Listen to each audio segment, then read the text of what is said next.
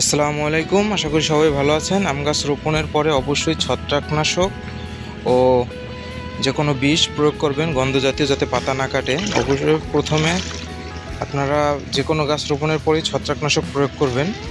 সব সময় গাছ ভালো থাকবে, নতুন কুশি বের হবে, নতুন শিকড় দিবে। একটি ড্রামে আপনারা 16 লিটার পানি নিয়ে নেবেন। যেহেতু আমাদের অনেক গাছ, যাদের কম লাগবে কম নিয়ে নেবেন। আমরা 16 লিটারে 10 ml ওষুধ ব্যবহার করব। এই যে এটা দেখতে পাচ্ছেন মনা, এটা একটি উন্নত মানের ছত্রাকনাশক।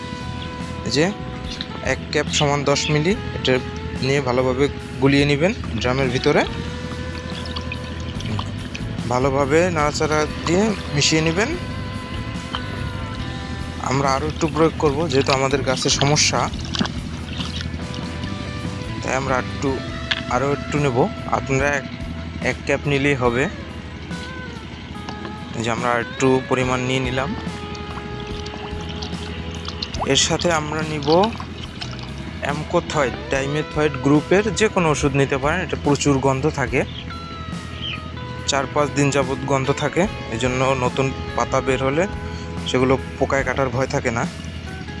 এই যে এটাতে প্রচুর গন্ধ। এরপর এইভাবে গাছেও ভিজিয়ে দিবেন।